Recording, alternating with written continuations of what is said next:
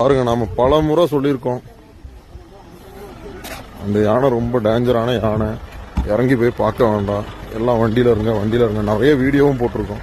இருந்துட்டும் கேட்காம இந்த taxi driver பாருங்க இறங்கி போய் யானையை பார்த்துருக்காரு. யானை அவரை தும்பிச்சாங்கல தட்டி ஃபுல் அடி மேலையெல்லாம்.